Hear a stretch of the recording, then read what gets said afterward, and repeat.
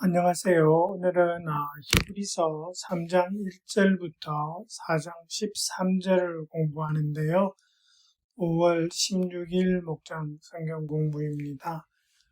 5월 18일 주일에 제가 설교를 하면서 이 히브리서를 설교하게 되어서 오늘 그 부분을 좀 같이 살펴보고자 합니다. 여러분, 히브리서 3장으로 이렇게 들어오면 느낌이 어떤 느낌이냐 하니까 제목부터 예수는 모세보다 뛰어나시다 그러면서 2절부터 이제 모세하고 예수님을 비교하는 듯한 그런 느낌을 주는 글을 쓰고 계십니다. 히브리서 기자가. 여기서 이제 우리가 좀 살펴볼 수 있는 것은 이분의 의도는 그거죠. 예수는 모세보다 뛰어나다라는 것을 보여주고 싶으신 겁니다. 왜냐하면 그 당시 히브리서를 봤던 분들이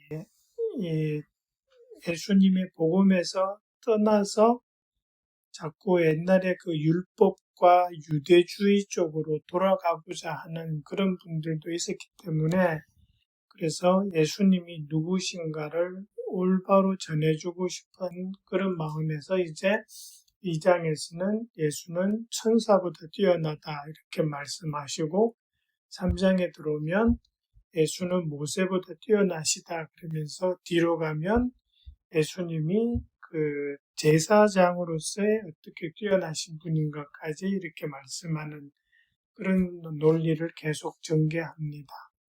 여기서 우리가 이제 3장 6절까지 이렇게 보시면 모세보다 뛰어난데 비교를 어떻게 하냐니까 두 분이 다 성실했다라는 것을 이야기합니다.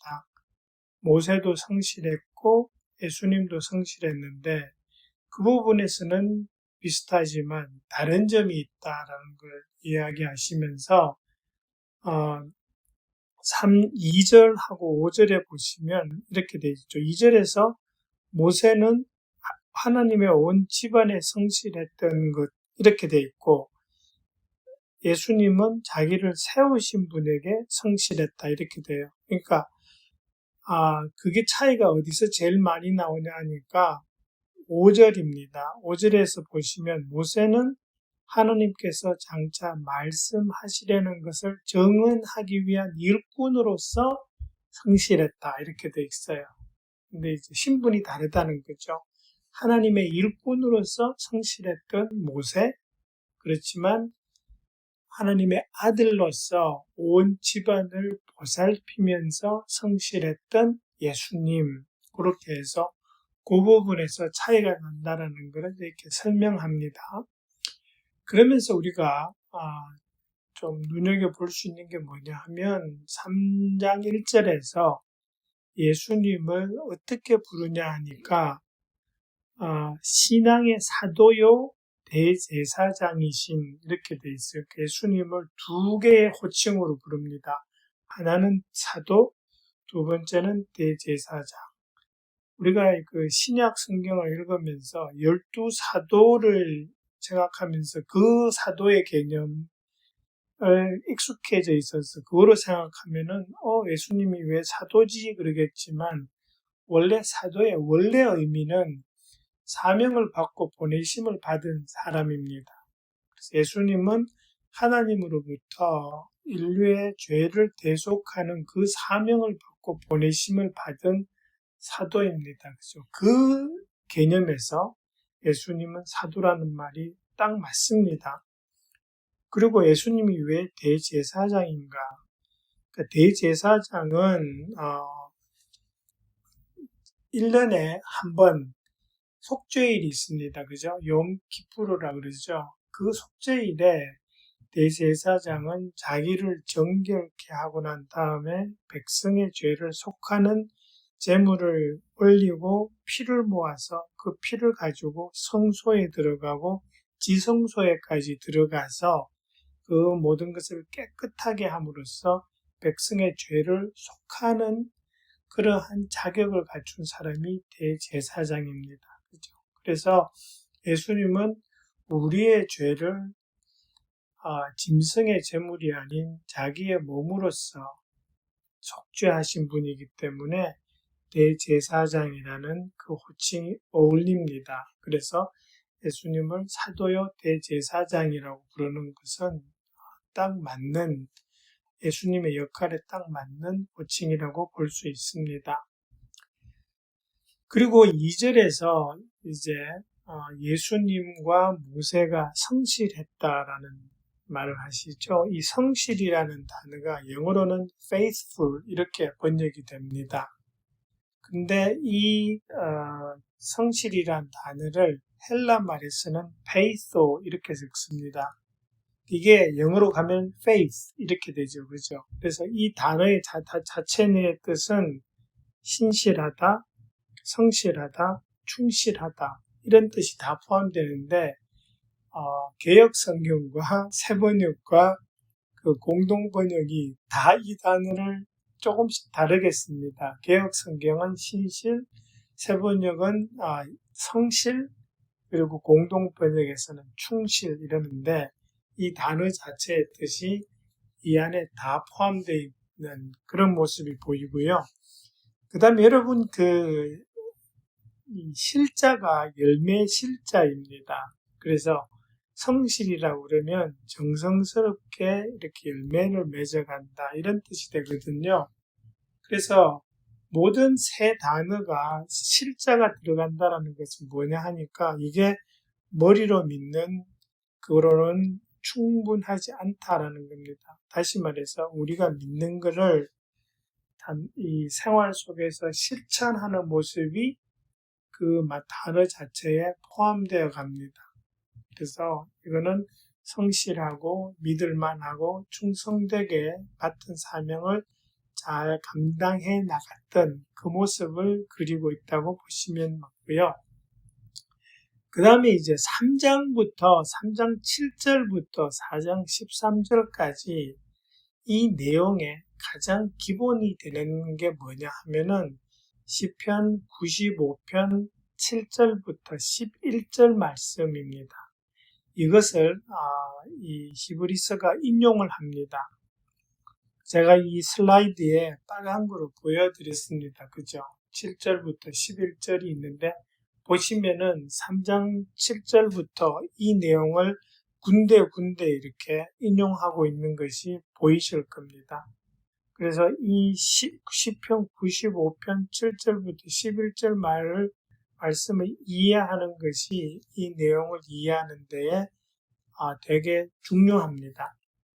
그리고 이 시편은요, 그냥 시편 95편으로 가면 이 저자가 누구인지에 대해서는 적혀 있지가 않습니다.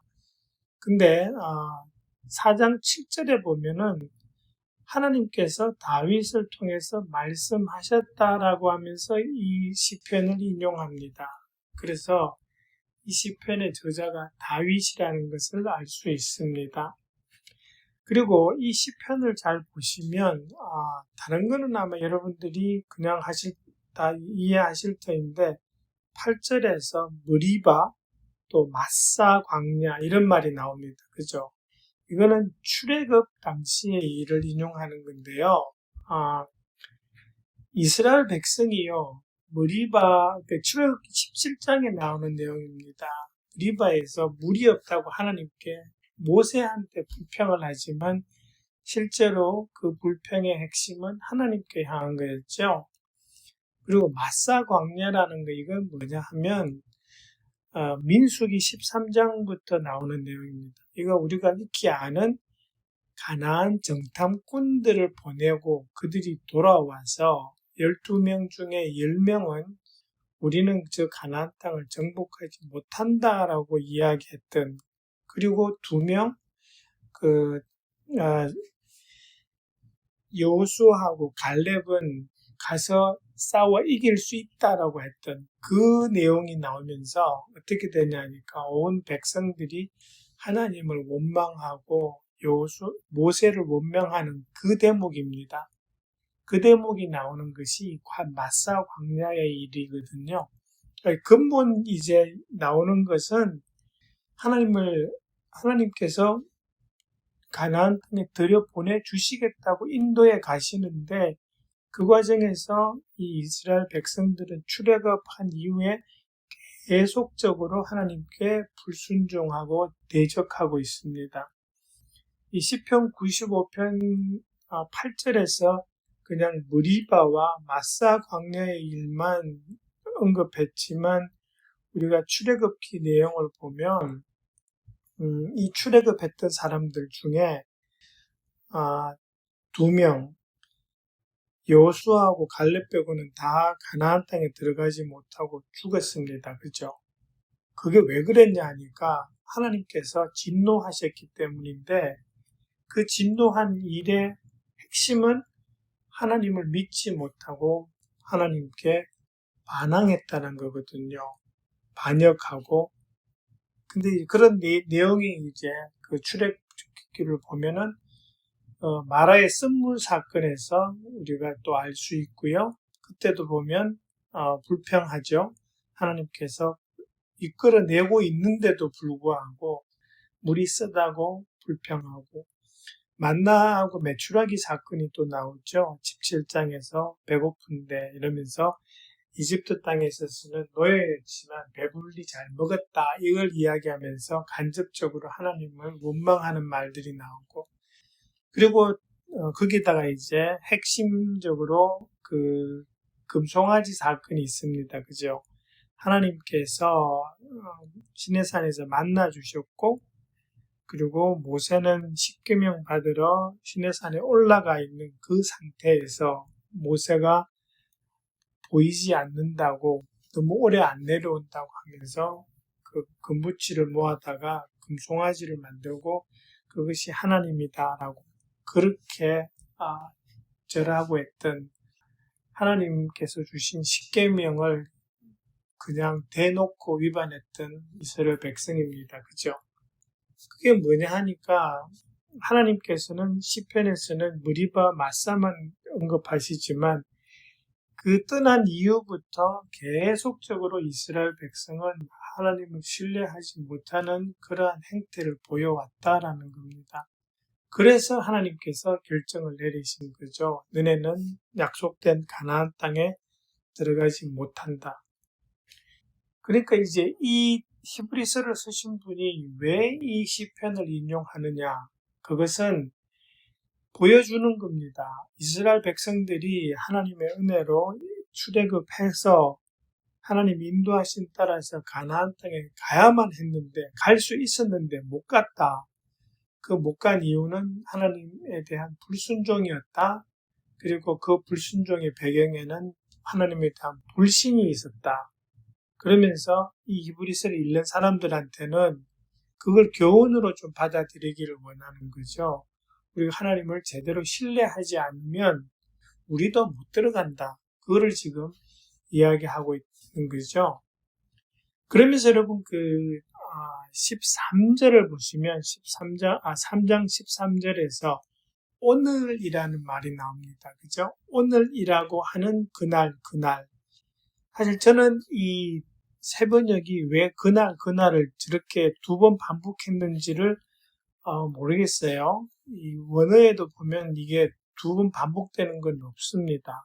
단지 여기서 이야기하는 것은 뭐냐 하니까 우리가 지금 사는 이 날이 오늘인 한해는 이렇게 뜻이거든요. 그래서 이게 이 오늘이라는 날이 우리가 생각하는 24시간으로 주어진 하루라는 날이 아닙니다. 그러니까 오늘 그러면 현재에 있는 시간을 이야기하지만 이때의 오늘은 24시간으로 이루어진 우리가 살고 있는 지금 이 시간을 의미하는 것이 아니에요. 이것은 예수님 믿어서 하나님의 안식에 들어갈 수 있는 그 은혜가 사람들에게 열려있는 시간을 의미합니다. 실질적으로 이 오늘이라는 시간은 항상 열려 있었습니다. 그리고 예수님께서 오셔서 아주 explicitly 그냥 공개적으로 초대를 하셨고요. 그 초대가 언제까지 유효한가 하면은 예수님께서 다시 오셔서 심판하시는 그때까지입니다. 그러니까 예수님께서 다시 오시면은 심판주로 오십니다.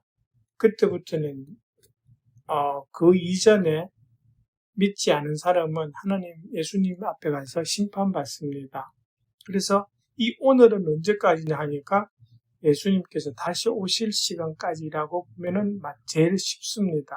그죠? 그것을 지금 오늘이라고 하는 겁니다. 근데 잘 보시면 그 오늘이라는 개념과 함께 계속적으로 나오는 말이 있는데 그것은 안식이라는 말입니다. 그러니까 하나님께서도 내 안식에 들어오지 못한다. 이렇게 지금 말씀하시는데 또 한편으로는 우리는 안식에 들어갈 수 있습니다. 라는 말씀을 계속하세요. 그래서 이 가장 핵심적인 내용은 뭐냐 하니까 우리는 하나님의 안식에 들어가야 한다라는 거고요. 처음에는 보시면은 가나안 땅에 들어가는 게 안식이라고 표현되어지고 있어요. 왜냐하면 하나님께서 이스라엘 백성에게 그 거역하던 백성들은 나의 안식에 들어오지 못할 것이다 라고 했거든요. 그렇기 때문에 그때의 안식은 가나안 땅에 들어가는 거예요. 근데 가나안 땅 이미 들어가 있는 그 상황 하에서 시편에서 하나님께서 다시 안식을 이야기하세요. 그럼 뭐예요? 이거는 가나안 땅에 들어오는 것만이 이미 들어와 있는 사람한테 들어가야 한다고 하는 거는 이상하잖아요. 그래서 그게 가나안 땅 들어오는 것이 아니라 그 이후에 더 넓은 의미가 있다라는 것을 짐작할 수 있죠. 그래서 이것은 가나안 땅에 들어가는 것보다 더 큰 의미가 있다라는 걸 우리가 알아야 되고요. 그 다음에 이제 잘 보시면 뒤에 갔어서 4장으로 넘어가면 하나님의 창조를 이야기하십니다. 그러면서 하나님께서 창조 7째 날에 모든 것을 다 마치시고 쉬신 그 안식을 이야기합니다. 다시 말해서 그 안식은 어떤 안식이에요? 하나님께서 세상을 창조하셨어요. 그리고 모든 것을 다 보셨습니다. 그리고 모든 것이 완벽한 상태로 하나님께서 기뻐하시는 상태에 있다라는 것을 보시면서 흐뭇해하시고 그것을 즐기신 그 하나님의 평안의 상태가 안식이죠. 하나님께서 그 안식으로 지금 초대하고 있다는 겁니다. 가나안 땅에 들어가는 것이 안식이 아니라 하나님께서 원래 계획하셨던 그 하나님의 보호와 하나님의 인도하심과 함께 하나님과 함께하는 그 최적의 상태가 유지되는 그 안식으로 하나님께서 오라고 하시는 거예요. 근데 그 안식이 깨어져 버렸었죠. 아담과 하와의 죄로 말미암아. 그리고 모든 그 에덴 동산 사건 이후로 하나님의 안식은 이 땅에서는 제공되어지지 않았습니다. 그리고 그것을 극복하기 위해서 하나님께서 가나안 땅이라는 곳을 택하시고 그곳으로 불러들이셔서 그 안에서 하나님의 나라를 만들고 싶어 하셨는데 그게 안 됐죠. 그러다 보니까 이제 예수님이 다시 오셔서 진짜 하나님의 안식으로 예수님을 통해서 들어가는 그 안식을 말씀하시고 계신 거죠. 그래서 우리가 생각해야 되는 안식은 하나님 안에서 누리는 온전한 평안이 있는 그것을 안식이라고 생각할 수 있어요. 그걸 어디서 알 수 있냐 하면은 히브리서 4장 6절에서 7절, 특별히 7절에서 이렇게 말씀하시죠. 다윗을 통하여 오늘 너희가 그의 음성을 듣거든 너희 마음을 완고하게 하지 말아라 하고 말씀하셨습니다. 다윗한테 하나님께서 말씀하셨어요. 오늘, 그게 뭐예요? 오늘이 안식에 들어갈 수 있는 기회가 열려있는 날이에요. 근데 마음을 완고하게 하지 말아라. 그 말은 이 하나님께 온전히 다가오라는 말씀이거든요. 그때에도 안식에 들어가는 게 가능했다라는 거예요.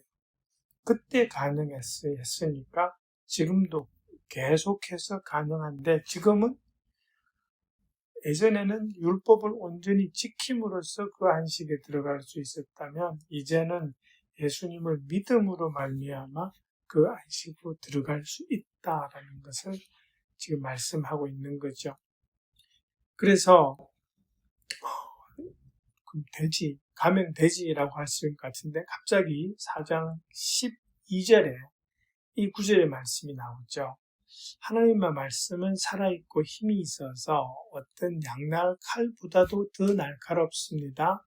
그래서 사람 속을 꿰뚫어 혼과 영을 갈라내고 관절과 골수를 갈라놓기까지 하며 마음에 품은 생각과 의도를 밝혀냅니다. 이렇게 말씀해요. 이걸 왜 이런 말씀을 하실까라고 생각해 보면 이 앞에 나온 내용을 생각해 봐야 되거든요. 계속해서 하나님의 안식에 들어가는 것이 가능하다.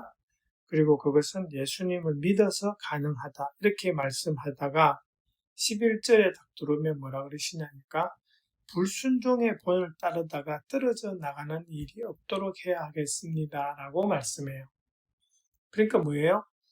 믿어야 된다고 말씀하시고 그리고 불순종해서 떨어져 나가지 않도록 해라 라고 하면서 딱 나오시는 말씀이 하나님의 말씀은 살아있는 생명체다라고 말씀하시는데 이건 뭐냐 하니까 그 살아있는 생명체와 같은 하나님의 말씀은 우리 마음속 깊은 곳에 있는 생각까지 다 밝혀 드러내신다라는 거예요. 우리가 그저 입술로만 믿습니다라고 그렇게 이야기한다고 해서 그게 그렇게 속으실 분이 아니라는 거예요, 하나님이. 왜냐하면 하나님의 말씀은 우리의 모든 생각, 저 골수까지 쪼개는 그러한 능력에 살아있는 생명체이신 하나님의 말씀이기 때문에 그 말씀이 우리를 드러낼 것이고 그 드러낸 그 우리의 생각과 마음이 진심으로 하나님을 믿고 있어야 된다는 그 이야기를 하고 싶은 거예요. 그래서 거짓 없는 온전한 믿음과 순종으로만 하나님의 안식에 들어갈 수 있다라는 걸 말씀하기 위해서 지금 히브리서 이 4장 12절 말씀을 하고 있는 겁니다. 그러면서 이제 13절에 가서 하나님 앞에는 아무 피조물도 숨겨진 것이 없다라고 하시고 우리는 그의 앞에 모든 것을 드러내 놓아야 한다고 말씀하시는 게 바로 그거죠. 숨김없는 진실된 믿음으로 그 믿음으로 하나님의 안식에 들어갈 수 있다는 것을 지금 강조하고 있는 겁니다. 그렇습니다. 여러분, 제가 이거 설교하려고 그러니까 이 내용들을 다 설교할 때 설명해 드리기가 힘들어서 미리 목장 성경 공부 시간에 이렇게 말씀하고 있으니까요. 오늘 내용을 잘 이렇게 살펴보시고 이해하시고 그리고 혹시 질문이 있으시면 저한테 카톡 하시고요. 그래서 목장 식구들에게 잘 설명해 주시기 바랍니다. 감사합니다.